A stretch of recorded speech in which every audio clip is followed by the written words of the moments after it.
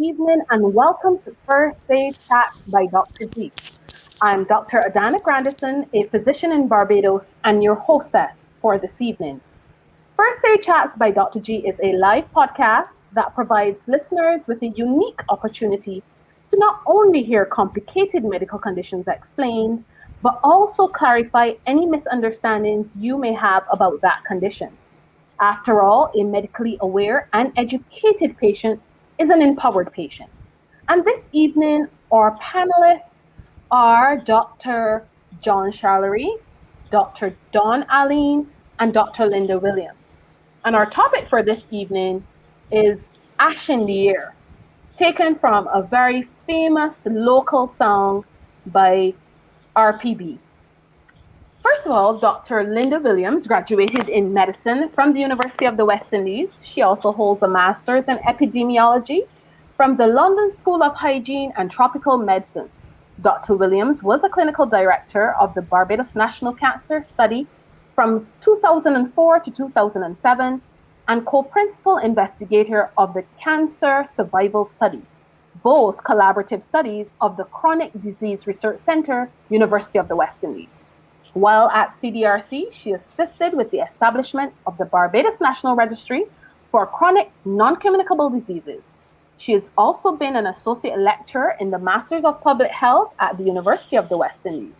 Dr. Aline runs a general family practice with special interest in palliative care, diabetes, cancer, and rheumatic diseases. She still undertakes research in chronic disease and has been a member of the Healthy Caribbean Coalition since 2011. Of course, we all know Dr. Williams as the president of the Barbados Association of Medical Practitioners. And secondly, on our panel, we have Dr. Jean Shallery. In the year after Dr. Shallery entered the BSc at the West Indies at the University of the West Indies in 1986, he began to work as a professional meteorologist.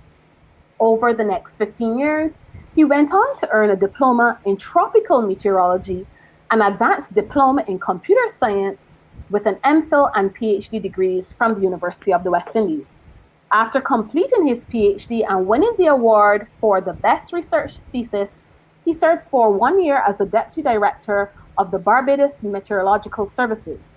Since 2002, Dr. Shallery has been a lecturer in the Department of Computer Science, Mathematics and Physics at the University of the West Indies Cape Hill campus.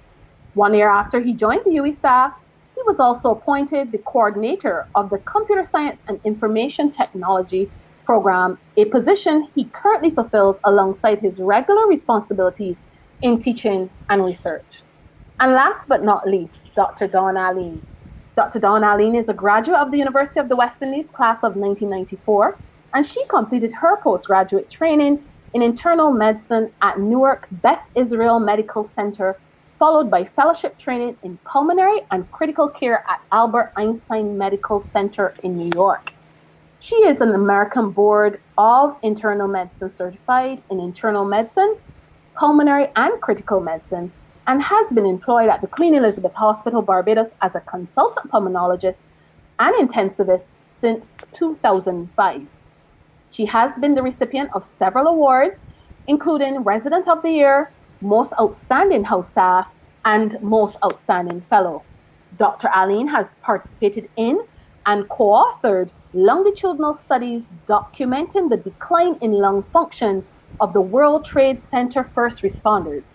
Her other areas of interest include bench research in sickle cell disease lung pathologies. At present, Dr. Aline is the head of the pulmonary service at the Queen Elizabeth Hospital and is one of the critical care specialists at the Queen Elizabeth Hospital and the Bayview Hospital. Good evening and welcome to all our panelists. I'm just going to take this opportunity now to get Dr. Shallery to just join us on the call-in feature.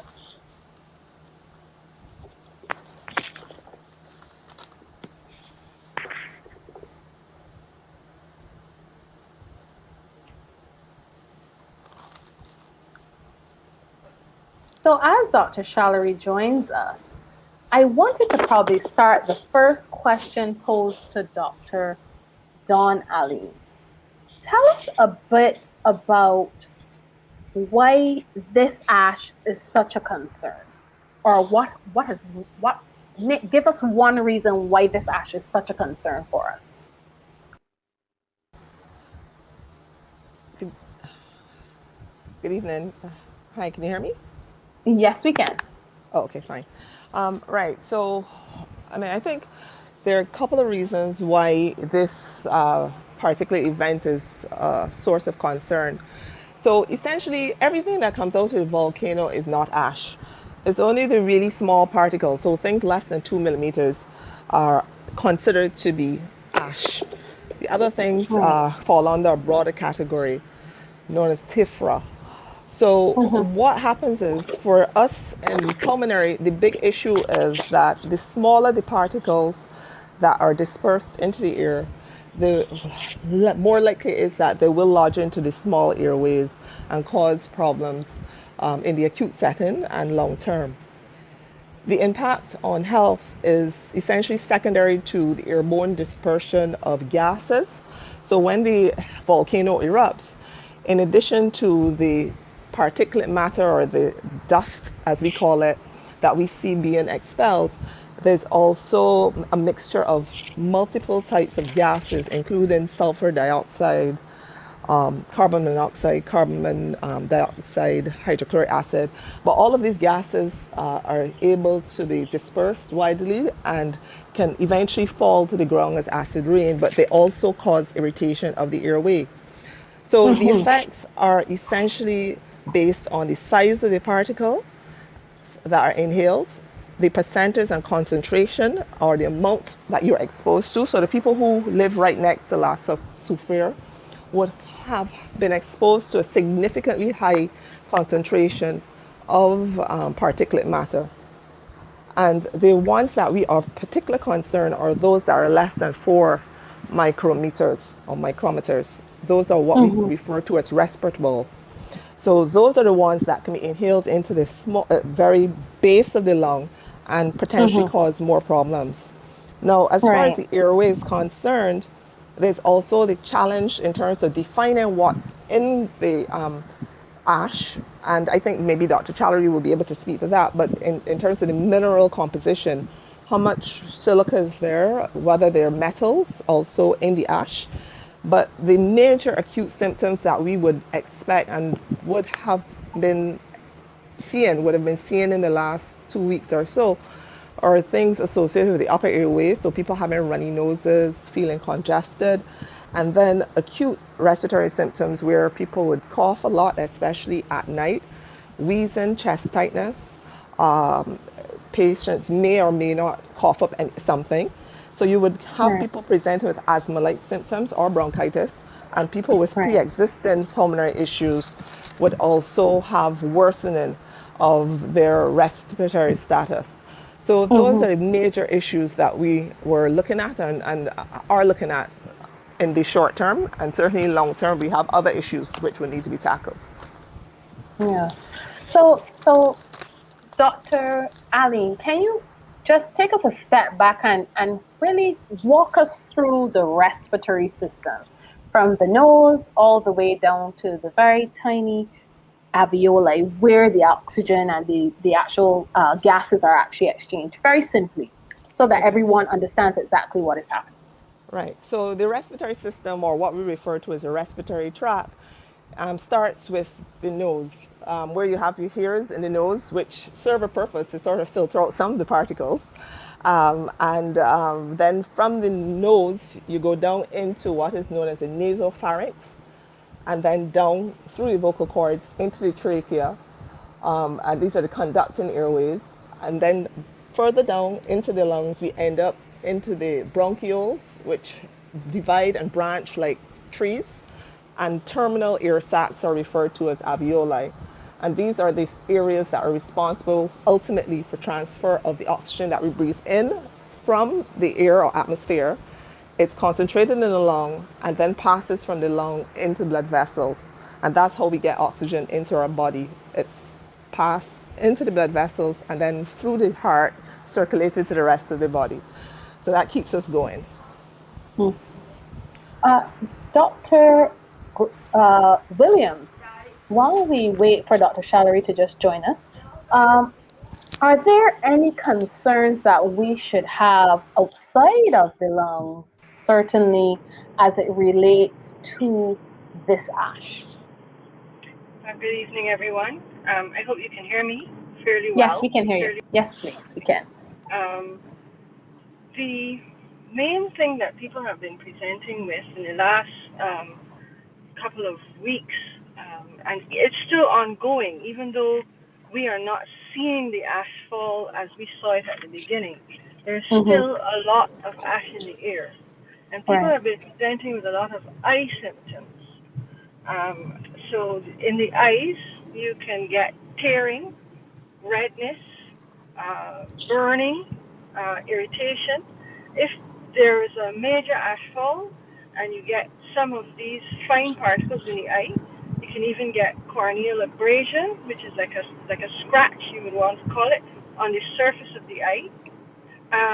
And you can get infection of the eye. Obviously, from rubbing an irritated eye, you can get conjunctivitis and persistent redness of the eye as well. So a lot of people presenting with burning, itchy eyes because of some of the reasons that Dr. Ali mentioned just now. Those fine particles are irritant and they are little particulate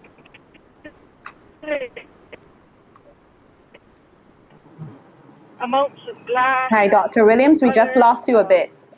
fine carbon. Can you hear me now? Yes, we just lost you when you said Oh, those particles are a bit fine sorry. with, and you were Right. telling us the composition of those particles. Right. So the silica, yes, and glass and other hydrocarbons, they are coated with these acids, the sulfur dioxide and hydrochloric acid and so forth. And when those get into the eye, they are very irritant to the eye. And Mm-hmm. we're also getting skin symptoms. So lots of people presenting with irritation during the cleanup of the ashfall. You get people who, especially those who are atopic, those those are people who have eczema and who have contact dermatitis regularly, who have asthma, who have what they just chronically refer to as sinus or sinusitis. Okay, those people Mm-hmm. have atopy, which means you're more prone to having allergic reactions, and we're seeing some of the allergic skin reactions. Fine anything from fine papules, which are like bumps on the skin, to actual redness, and of course from the itching, then you can get secondary infections. So those are the two commonest. But of course, there are other organs that are affected too. You get the nasal allergies, the allergic rhinitis, and the sinusitis, of course. The difficulty Mm-hmm. with this in this time of COVID is knowing what is actually a reaction to ash and what actually may be potentially be mild, early presenting symptoms of COVID. Because if Right. you have someone in front of you who, you know, just has a sore, itchy throat and, postnasal drip, nose is running a bit, and the eyes are itching, it might be ash that's irritant, it might be early COVID. So you have to Right. you then ask and question about other signs like fever and so forth, which of course would not accompany the irritant features of ashfall. Okay, great. So, Dr. Shari, we want to come to you now and really give us a bit of an overview on this volcanic ash and really how does it compare to, for instance, our Sahara dust? Oh, sure. Good evening, everyone. Can you hear me now?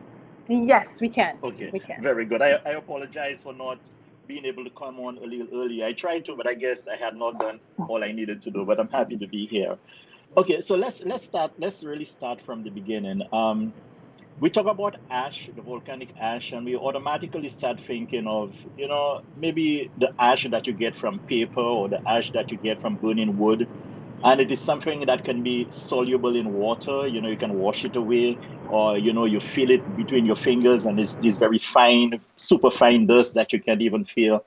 That's not quite what the volcanic ash is. It's, Right. if we start from the beginning, it's really the result of molten rocks and other minerals which would have been burnt up through the volcanic, fiery inferno and being tossed in the air. So we are not looking at ash as we would with burnt paper or wood. We are looking at Right. ash as it is from burnt rocks which have been Mm-hmm. melted, and other elements within the soil which have been melted and tossed into the air. So there is a big difference when we start looking at volcanic ash and looking at the dust which comes from Sahara as our Saharan dust, or what we simply just refer to as haze. The dust which comes from the Saharan desert is really just dust picked up from the floor of the Sahara, tossed into the air, being caught up in the lower part of the atmosphere in what is called the Saharan air layer, and essentially being transported across the Atlantic. I don't know if we want to go into too much details into how it is done, but if we need to do that, we can probably revisit the process as to how it gets here.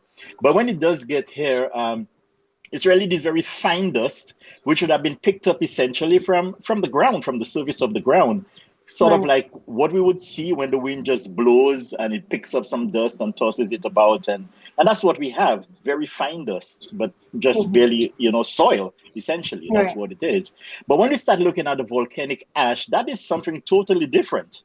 And Right. so, if we even start to consider some of the constituents element within that volcanic ash, we are looking at, fine bits of glass and other other elements, burnt sulfur and phosphorus and all those other things in there, and those things are not soluble in any way. So getting into your body system, of course, is going to pose a completely different set of scenario for your body's operation. And I'm sure my esteemed colleagues, Dr. Williams and Allen, would explain that to you a lot better than I could.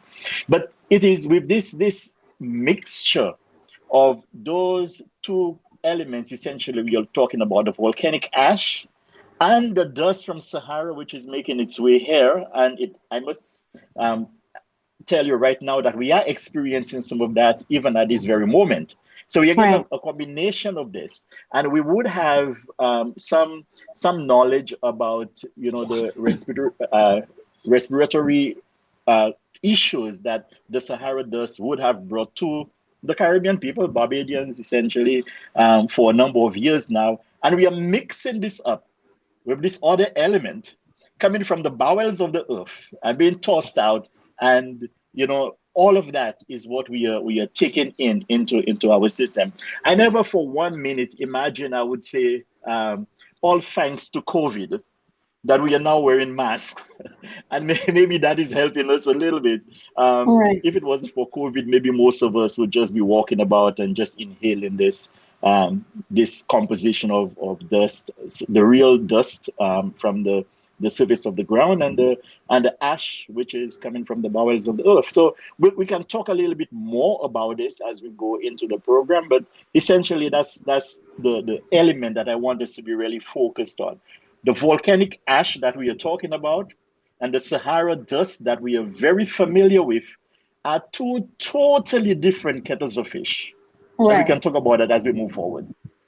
Dr. Challery, I wanted to really ask, because you stated that quite, and we also heard Dr. Williams, she spoke about it, where she stated that this ash is actually still in the atmosphere at this point in time. And when we look outside, for the last few days, it has looked quite clear on the outside. How long can we, but just very roughly, can we expect, even without another eruption, can we expect this very fine particulate matter to be in the air in circulation? Well, it could actually stay in the atmosphere for a very long time. The good thing about it is that it does not have to stay in the same location. It can Mm-hmm. actually, encircle the earth many times before it actually makes its way back down to the ground. Right, Everything which goes up ultimately comes down at some point. And right, what we had during the early stages of the eruption, where you had those much larger particles being tossed in the air, and if perchance you were following some of the reports coming out of the seismic center at St. mm-hmm. Augustine, They did make mention of the number of times that the the the ash and whatever was being expelled from the volcano was actually reaching up to about 8 kilometers up in the atmosphere. That's pretty Right. high up, 30,000 feet up in the Right. air, and the larger particles ultimately come back down to the ground fairly quickly. And we in Barbados, we got some of those larger ones falling very quickly, but the much smaller ones remain trapped within the circulation system, the air circulation system, and this can float around for quite a while. As I said, ultimately they will come back down, but it could take quite a while before it actually makes its way down. And once again, the good thing about it is that it does not have to stay over Barbados or over St. Vincent. Should the Right. volcano stop erupting today and does Right. not erupt again for the next, I don't know, 30 years, maybe, let's say forever, it never erupts again. Um, what has been expelled into the atmosphere would remain in there, the finer particles, that is. um, Right. I think it was Dr. Allen when I was just joining, or was it Dr. Williams? I'm not sure. Dr. Who made Williams. who made mention of the size of those particles, and the Oh, Dr. larger Allen. size, the larger particle size, which would be in the vicinity of about 2 millimeters, those come back to the ground fairly quickly. But the Right. other ones are measured in terms of microns, very, very tiny particles, finer than even, if you can imagine, the grains of flour Right. that you can have. Those can remain in there quite a while. I think if we look at what was happening in the air, say about a week after the first eruption, you could look outside and you can see some of the ash blowing around. But Right. when it comes to the finer dust, as is the case with the haze, you can't really look out and see it. You can see through it. So you can see that maybe as you look to the distance, the hills are kind of obscured, etc. So you're looking through it, and you know Right. that there is something there. But right Right. up to your face, if you look, you can't really see those particles because they are so fine. And these are the ones which stay up in the atmosphere for quite a while before they make their way down. They are actually doing some good in the atmosphere, those very fine ones, and that water droplets, which go on to form raindrops, tend to coalesce around those very fine particles. And Right. as the water droplets move up and down within the atmosphere, they collide and they coalesce before the particles become larger drops, and they ultimately come down as rain. So that's Right. good. And that's one way of getting the atmosphere washed out. So if the Mm-hmm. volcano stopped erupting, it's going to take a little while to get the atmosphere washed out, but they will be in there for quite some time to come. Okay. Great. Dr. Ali, I wanted to now that we know that these particles, both large and very small, can affect both the upper and sometimes lower airway. What are some of the things that you would recommend that persons do for to ensure good respiratory health, and certainly especially for those persons who have underlying respiratory conditions, to ensure that they do not have a decompensation of their condition, especially during this time? Okay, so from the I think really we're looking at a sort of natural disaster, which ends up affecting a lot of places at the same time.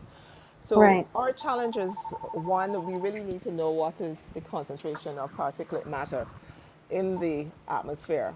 And if that's monitored, that will give us a pretty good idea as to what to expect and who are the individuals who should limit activity at particular periods of time. Right. So in terms of limitation, knowledge of the local wind and weather pattern would be helpful. So these particles tend to be suspended, but some of them, the fine ones or the ones that fall into the ground, could actually be resuspended. And you can go through a cycle of suspension and fall and then resuspension Right. related to wind patterns as well. Right. Ideally, if you are someone who likes to jog or run around a lot, you should avoid strenuous outdoor activities in areas where the air quality is not good. So it's suggested that if you have particulate matter concentrations greater than 100 grams per meter squared, that it's probably an unhealthy range for people who are sensitive, and that's referring to people with heart and lung disease, Mm-hmm. and very small children and older adults. So certainly it's recommended that you should reduce prolonged or heavy exercise, because with exercise you have to take big breaths, and with these big breaths you're at risk of filling your lungs with particles. Now, Mm-hmm. Mm-hmm. one of the things about the particles that you inhale is that depending on what is inhaled, in addition to causing direct irritation, it can cause what is known as free radical damage. So if you get some iron particles, ionized iron into the lung, that can cause inflammation within the lung and ultimately can cause some fibrosis or scarring in the lung, or can cause an obstruction to airflow. So people Right. may develop diseases that they haven't had. So knowing what your pre-existing conditions are and also knowing what the air quality is like would be helpful. The other things that people should do really involve limitation of exposure in terms of wearing masks, or usually particulate type masks, especially with high concentrations, something that can filter 95% of particles. So a NIOSH 95 grade or so would be recommended. HEPA filters may be helpful, and in some cases, air conditioning might remove water vapor and sulfate particles in places where there is fog. And fog refers to a cloudy mixture of sulfur dioxide gas, water vapor, carbon dioxide, sulfate particles, and the volcanic ash. And Mm-hmm. exposure to this after a volcanic eruption can cause significant decompensation in patients with chronic obstructive airway diseases like asthma, chronic bronchitis, bronchiectasis, and interstitial lung diseases as well, which are scarring diseases. Right. Now, in the acute setting, you would want to close your windows and doors and remain indoors or upwind of the source. And if possible, and this would be in particular for people in St. Vincent, I think if you could shelter in what is a relatively pollution-free area, that would be helpful as well. At the same time, any other sources of air, indoor air pollution should be avoided. So things like cigarette smoke, dust, animal dander, and mold, things that can potentially cause exacerbation of your or worsening of your respiratory condition, Right. normally would be additive in the presence of ash inhalation and exposure. We have two questions here that came in. I'm probably going to ask the second one before I ask the first. Um, from Dr. Adrian Lord. Good evening, Dr. Lord. How would I know what the air quality is at any time? Are there any apps? Is there a resource, for instance, like from the Met Office? Maybe Dr. Shallery, I don't know if you can answer this. But what is good air quality? How should we go about knowing when the air quality is good, really? And also, for the rest of the panel, the second question is, when can I restart exercise, walking, or jogging outside? So I'll take Dr. Shallery first and then the rest of the panel. I don't think we have quite gotten to the point of establishing what are the objective levels that good air quality can be considered as, in Barbados or the wider Caribbean for that matter. So this has Right. mostly been a subjective matter that we can look and say, hey, it looks bad. And if it looks bad, then I should take some added precautions against it. But in terms of whatever particulates that we have in the atmosphere per square per cubic meter or whatever it is that we have, I don't think we have quite gotten to that stage yet. Now that we are getting into an environment where that is becoming a very big issue, it might be time for us to start thinking in terms of that. We have always been fortunate in thinking of ourselves as small islands. The trade winds come around, they blow whatever comes over the island from east to west, blow it off of our coast. So we don't have to worry too much about it. It might be a little bit hazy for a while, but it will clear up. And if it clears up, Yeah. then we should be okay. So I think we are pretty much still at the subjective level of saying, well, the quality of the air is not as great as it should be, and we should do maybe start wearing a mask. But I don't think we've quite gotten to the point of establishing, maybe warnings or advisories for air quality just yet.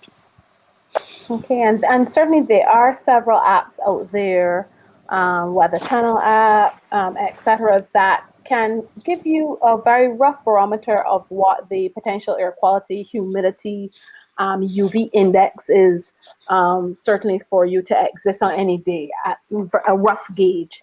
But as you correctly said, I am not aware of any even on our Met Office website. And I do think that it is important because certainly it would give some insight into our next question. And I'll leave that for either Dr. Aline or Dr. Williams. When can I restart exercise, walking, or jogging outside?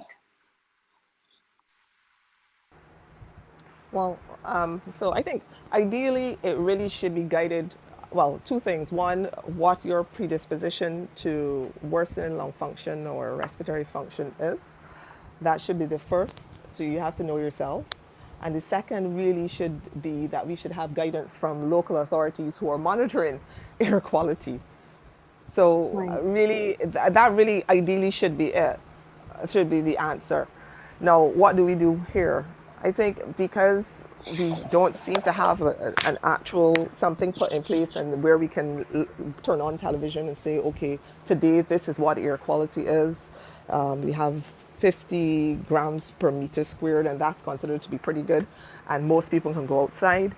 Greater than 100 to 150, well, if you've got lung conditions or heart conditions, you're asked to exercise caution or refrain from doing so.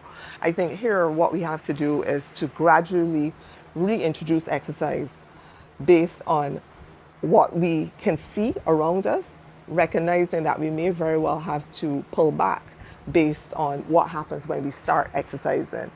I mean, I can't help but throw in that for those people who are on maintenance therapies for their lung Mm-hmm. conditions, they should be strongly advised to adhere to them religiously so that they can, Right. you know, make sure that they mitigate against the risk of decompensation if exposed to something that can cause irritation.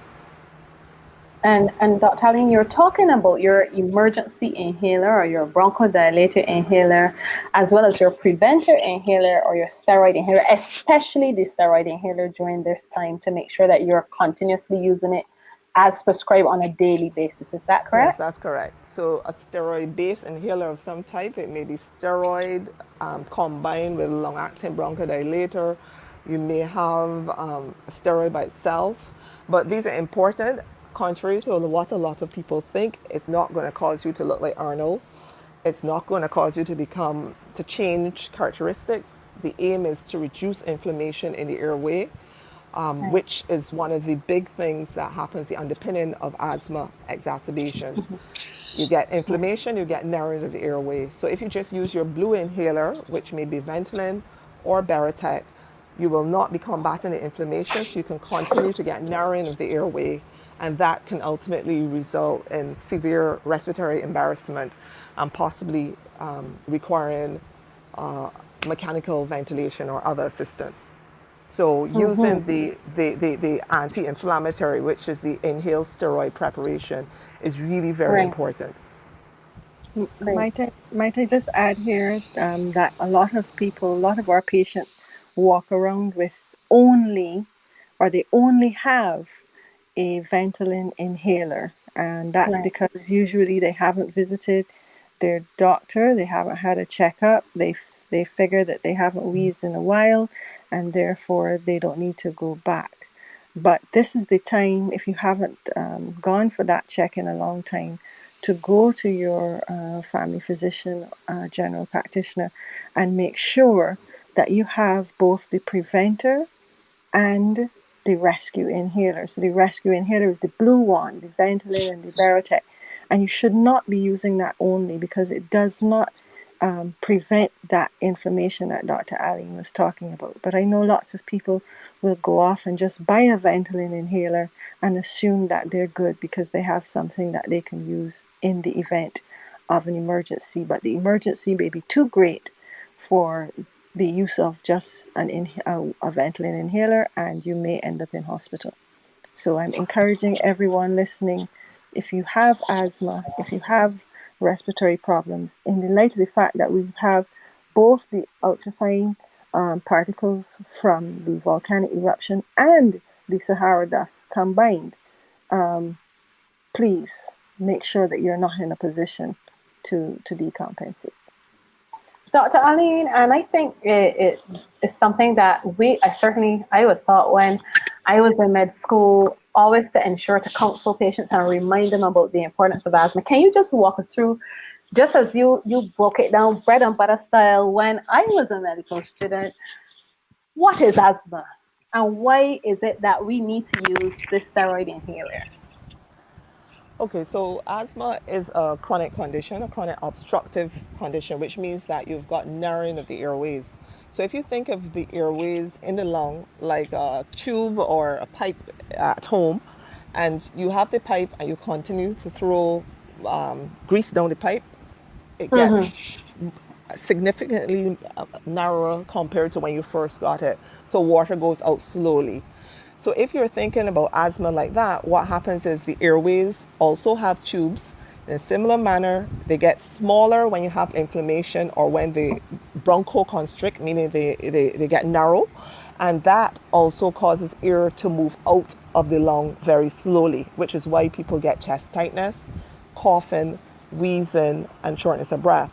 So the definition of asthma is that it is a chronic obstructive airway disease which is characterized by hyperreactivity to stimuli, meaning that the airways are extremely sensitive, and inflammation. So you get a mucus production and swelling of the airways.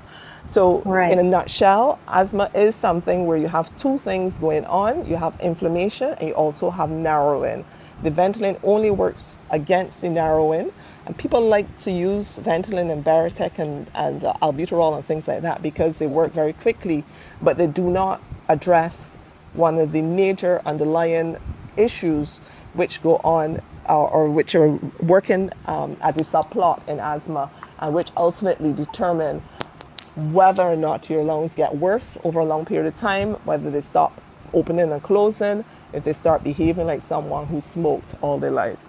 So the aim in Right. asthma treatment is really to get you on the least amount of medication required to give you a good quality of life and to maintain your lung function at a reasonable level. And to really reduce that inflammation that you're speaking about. Absolutely. So it reduces your inflammation, and with reduction of inflammation and the episodes of narrowing, then the reliance or the requirement for use of the rescue inhaler, which is either Ventolin or Baratech or albuterol or something like that, is significantly reduced. If you're Right. using more than one Ventolin in a 6 week period, your asthma is not controlled. And you really need to see your doctor and have it looked at because it puts you at a higher risk of death from asthma. Great. Dr. Williams, we know internationally, certainly there is a concern or often warning for persons who shovel snow during winter with the increased probability of having a heart attack. Are there any concerns similar to shoveling snow in terms of shoveling ash as it relates to cardiac function and potentially ischemic heart disease? Well, that's a great question. And I know I was watching a video of a gentleman, mostly, I believe he was in St. Vincent, shoveling ash off of the roof. And it was at least 6 inches deep. Mm-hmm. Um, Apart from the fact that he was not wearing any safety equipment, he wasn't wearing a mask, he wasn't protecting his skin or eyes in any way. I thought about the age of the gentleman and the physical exertion, plus the stress of the whole situation that people, particularly there, are going through. And Right. just as you pointed out, in winter, if you are doing unaccustomed exercise, you are not maintaining your physical fitness on a regular basis, you're setting a sudden demand on the heart, sudden demand through on a physical exertion.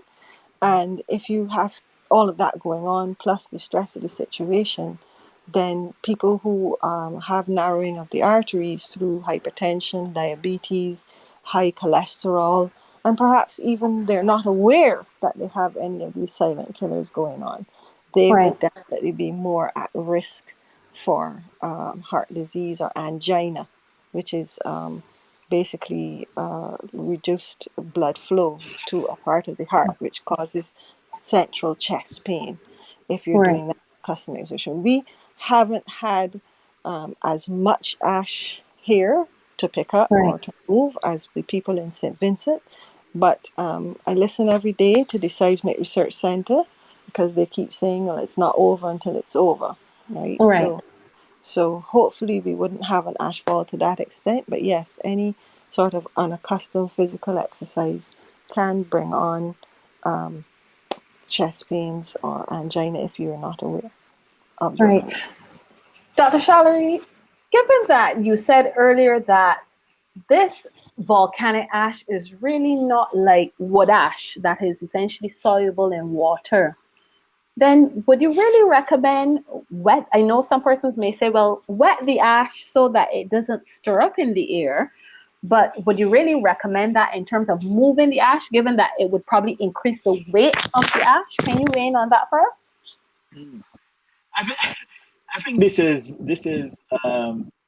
a situation where really and truly there is no winner, Right. because if you leave the ash, it's dry, it is very light, it blows about, you inhale it, you get it onto your skin, into other parts of your body, and that's not good. If you wet it, then it becomes extremely heavy, very, very, Mm-hmm. very heavy. And that itself can become an issue as well, depending on where the ash has settled. There is some benefit in actually getting the ash somewhere where it can mix with your soil and maybe make your soil a little more fertile sometime down the line. But in terms of taking one as opposed to the other, uh, I'm not sure where we really want to stand on that. I think purely on the side of health, at least health in the immediate period now. Maybe wetting it might be better in that at least it will stay down. You won't be breathing all those fine particles. But you need to remember also that it's only the heavier ones, the larger particles, which are going to stay down. The very, very fine ones are still going to get to float around. And even after it has been wet, it doesn't take very long before it dries up again and starts floating about again. So I'm not sure whether we can actually find a real winner in the two options that we have. But purely on the matter of looking at what we have right in front of us, maybe keeping it down by wetting it might be a little bit better, and that it will keep most of the heavier silica down on the ground rather than you breathing it constantly. But there is Right. really no winner. Right. Right.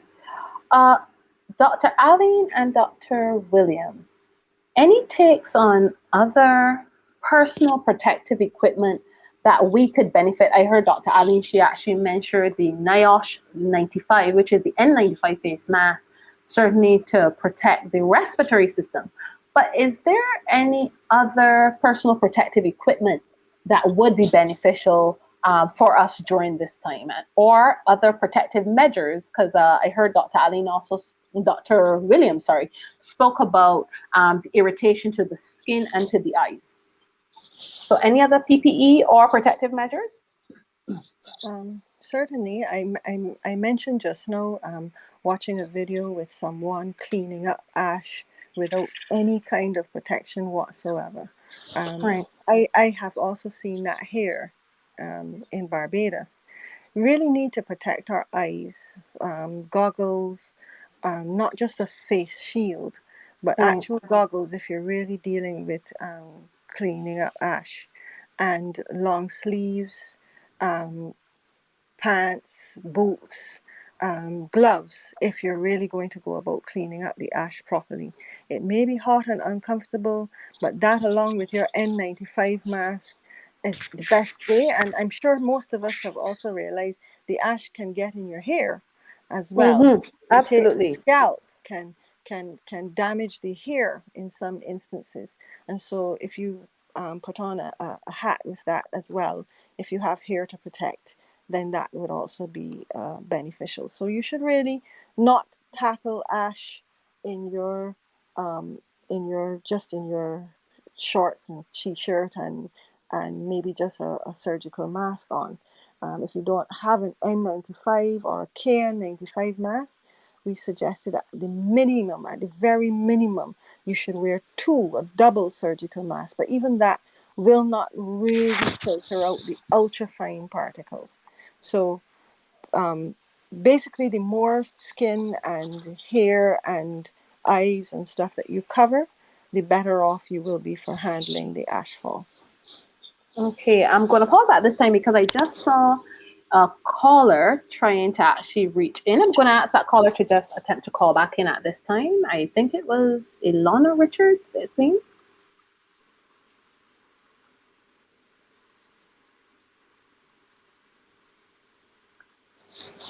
Okay, while we wait on them, Dr. Aline, any other PPE equipment or rather any other safety measures we might want to consider at this time, especially for the skin, in terms of apart from, let's say, the long sleeve shirts and the long pants, any other lubrication or barrier protection in terms of moisturizers, really to protect the skin, which actually really is our greatest barrier.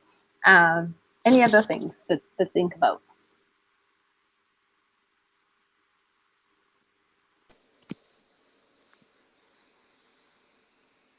Oh, Dr. Arlene, are you there? I'm not sure if Okay, okay, Dr. Williams, go ahead. Yeah, of course. You can use barrier creams as well. Of course, you have to be careful if you're using a barrier cream that's very oil based or emollient, that the ash can also stick into the cream and you would need to wash off immediately after. But Right. yes, you can use a petroleum based emollient on the skin if you are very prone and you have allergic type skin.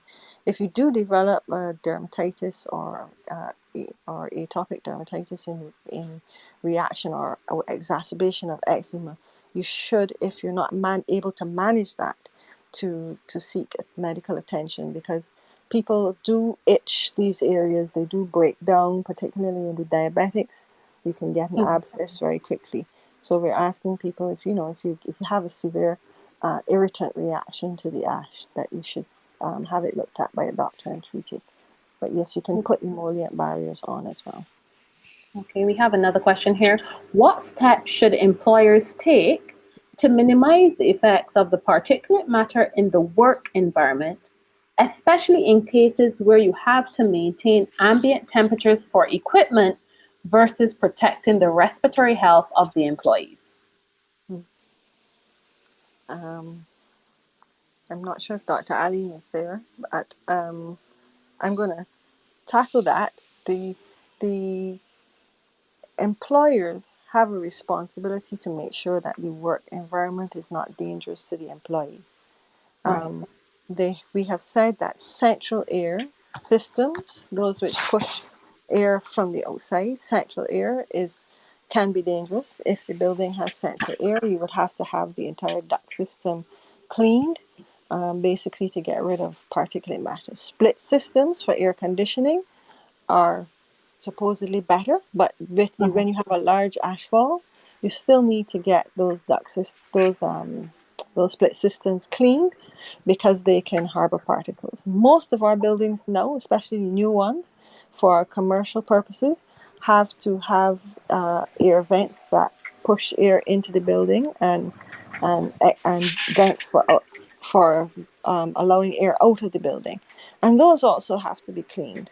So, in the event that every time you have a major ashfall, that should be done, as well as the external environment, because no point cleaning your air conditioning ducts, etc., and leaving a huge amount of ash in your driveway or outside of the building. So Mhm. all of these have to be looked into, because it is to the employer to protect the safety and health of the employee. Also within the building, the employees have to be careful. We've had quite a few people slipping and falling because of Absolutely. fine ash on the floor. I went to a mall on Saturday and I saw a sign that basically they had up a hazard sign saying, please walk carefully, fine ash on the floor. And I thought, Right. well, that's brilliant because that's Right. sometimes what we need to be aware that if you're wearing high heels on tiles, that the ash can make it very slippery and you can fall. So we need to prevent falls as well.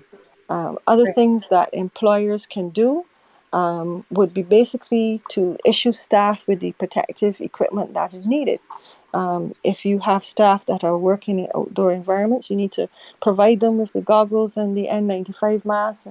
And if it becomes a day where the situation is such that there's a lot of ash, there's a lot of irritation within the building, then you need to consider whether or not you're going to continue conducting business as usual for that day, or if you will close temporarily and allow for cleaning.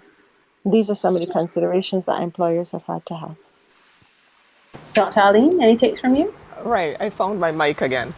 Um, so, in response to the sensitive equipment, because I think that's what Trina was getting at. Yeah. I think, given what has happened, and especially where you have sensitive medical equipment in particular, the employers should have emergency teams that when it is safe to come out and service the air conditioning systems, they should be on guard to be able to do so as quickly as possible. Right. Now, for the split systems, it's often okay to just wash down the external part before starting, but obviously all of these systems will need to be serviced at regular intervals, at least until you can be certain that they're not at risk of entraining the ash and getting it into the filters as well. So the filter in the split system needs to be washed or cleaned, as well as the external part that you can see when you're standing outside of a building. So I understand with the sensitive equipment, you really want to keep the temperature at a level that you're not going to affect how it works and the accuracy of the equipment that's being used as well. Right. Yeah. What are some of the, well, we have you now, Dr. Aline, what are some of the long-term effects of ash? Right. So the long-term effects, some of it is actually relatively theoretical because when there's been lots of stuff and people send around the ultra-long silicosis word, etc. But Yes. The right, pneumono so ultra microscopic of it, silicosis, right? silico volcanoconiosis. Yes, that word. Volcanosilicosis, right, Yes. right, that one, all right. So basically, okay, the challenge comes with what is inhaled and lodges in the lower airway. So the long-term respiratory problems that are anticipated are people developing interstitial lung disease, which is basically a scarring type of disease that results after inflammation of the lung. So when the lung gets inflamed, it has really two pathways post-inflammation. It either has almost complete resolution, and this is something that we are seeing with COVID as well, or the patient goes on to develop some sort of scarring disease. So they get what is known as interstitial lung disease, and it may just be a sort of non-specific interstitial pattern. So it might not fall into any category that we normally would place people into when they have scarring diseases of the lung. So there's a theoretical risk that if you're exposed to crystalline silica in high enough concentrations for long enough time, and this has to happen over a period of years to decades in significant amounts, that you can develop something known as silicosis. So Mhm. silicosis is typically seen in people who work in mines, do sandblasting, and it's scarring disease. And when we look at an X-ray, what we see is what is referred to as eggshell calcification of the lymph nodes. So you look at the X-ray, and centrally you're going to see basically bright white areas. The challenge is that when you look at volcanic eruptions across the world, dating back into the 70s or so, they really haven't seen very many people or been able to identify people who have developed silicosis or silica-related diseases. And Right. it's felt that you have to follow these people at least 20 years. Now, In terms of the long term, people with asthma tend to get an acute deterioration, but it doesn't seem to be persistent long term as long as some Right. intervention occurs. There's a Okay. suggestion Okay. that some of the children who were exposed to volcanic ash in Montserrat and other places seem to have a higher incidence, there seems to be a higher prevalence or more people within that area close to the volcano compared to other people who are at places or sites distant from the volcano seem to have a higher incidence of asthma over the period of time that these people were followed. So the question is whether Right. or not you have an increased propensity to development of asthma Of and other asthma. obstructive diseases. Yeah. Right. The other condition where that people can develop if they do develop silicosis. So that's a big if. So you're predicated on the background of something that's considered to be rare, is that they can develop tuberculosis because silicosis is one of the conditions that puts you in a moderately high category, risk category for development of tuberculosis if you've had prior exposure. Right. So that's the other thing that we would have to look out for. We know in the setting of COVID that there seems to be some sort of An interaction increase. where people seem to be predisposed. The right type of person seems to be predisposed Right. to development of tuberculosis. So it's something that we will have to look out for because we have sort of halted the BCG vaccinations, and it's Right. not something that's on our radar, but we will have to look at it as well. Absolutely. So, in terms of the things that you would look for to indicate that patients would be at higher risk of getting interstitial lung disease, once again, it calls for air quality analysis and particulate analysis. You would have to know the concentration of silica, crystalline silica in the volcanic ash, and also you look for other things like quartz, so bits of glass type material, cristobalite, and other things like that, because these are the compounds which, when inhaled into the lung, can promote or provoke intense inflammatory reaction, and this can ultimately lead to some type of scarring in the lung as well. So long term, if it is that these patients are followed for using serial lung function tests, we can anticipate that they may very well have a a more rapid decline in lung function compared to other people who have not been similarly exposed. But there are not enough studies that have been done for long enough periods of time to say that that is the case um, across the board. I have two quick questions before our time is up. First one to our doctors, our medical doctors on the panel. How much difference is there between this ash and the Sahara dust to the respiratory problem, if any? And then my second question really goes to Dr. Shallery. So I'll give you guys the first uh, point to answer, and then I'll go on to the second question before we wrap up. Hi, Dana. Can you repeat the question again? Sorry. The How different is this? This ash from Yes. the Sahara dust that we are accustomed to. Oh, okay. Because I think Dr. Shallery sort of dealt with that earlier. No, in terms of to the respiratory problems, in terms of their presentation, do they make the Yeah. respiratory problems worse, or is it about the same? Right. So Sahara dust can actually create a similar sort of situation in terms of irritant to the upper airways, where patients may have runny nose, sinusitis, as they call it, laryngitis, bronchitis, and general coughing and wheezing. Now, Mm-hmm. there are some studies done in Trinidad as well as Tobago, and one of the things that occurred or they recognized with Sahara dust occurring in the period from May down to August or so is that there were increased visits to the emergency room with exacerbations of asthma. The one that Right. was conducted by Dr. Blades et al. Here in Barbados, they did not see an increase in the number of visits to the emergency room. But I wonder whether there were confounding factors, including the fact that people were nebulizing themselves at home, there were private emergency rooms, and there were other avenues for treatment. Right. But certainly from the other islands, what has been noted is that the patients tend to have worsening of the asthma status. Long term, there's no association that with the Sahara dust with development of things like lung cancer or tuberculosis or scarring diseases of the lung. Okay. So Sahara dust, a relatively safer dust, particulate, if you could call it such, in terms of the long-term sequelae versus potential for Sahara dust, although those sequelae are quite rare. Yes, that's correct. Okay, okay, great.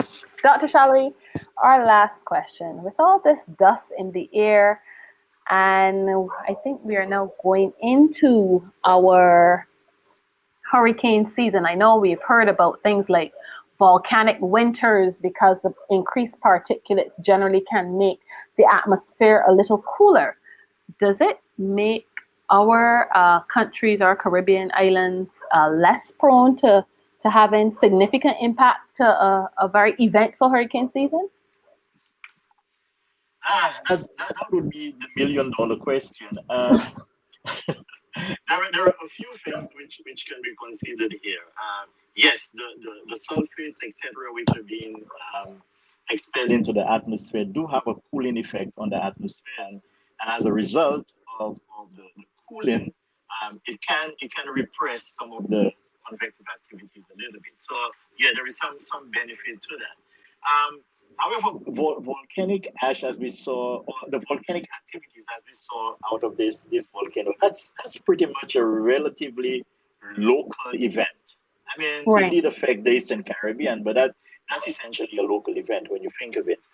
In Mm-hmm. terms of the globe's weather system, which are taking so many different parts and bringing them together, this would be just a tiny blip on the meteorological radar. Right. The energy which is accumulating in the tropics, the increased solar energy which is accumulating in the tropics throughout most of the year, builds up and has to go somewhere. And Right. hurricanes are what move this excess energy from the tropics into the higher latitudes. If we Right. don't have this mechanism in place, then we have an even bigger problems. I know we don't want to have hurricanes, but it is very important to our whole ecosystem. We need them, even if we prefer them not to affect us. So in terms of the short term, probably not. Um, the local event that the volcano is not going to create much of an impact on storm activities. Other things will, which have a much larger global perspective, Right. but probably not. Okay. Okay. Well, we are out of time this evening. This was a wonderful discussion. I certainly enjoyed it. I want to say, and I'm sure that our listeners also enjoyed it as well, I want to say to Dr. Aline, Dr. Williams, and Dr. Shalary, thank you so much for joining us and for giving us your varying perspectives and allowing for such a robust discussion. And to our listeners who've participated or even actively listened, I want to say thank you to you as well. I want to encourage you to follow us on both Podbean and Anchor and join us next week on First Aid Chats by Dr. G, Closing the Gap. And be safe out there, everyone. Please use your personal protective equipment and follow the recommendations and check in to see what your air quality in your area is. Thank you so much, everybody, and have a wonderful evening. Good evening.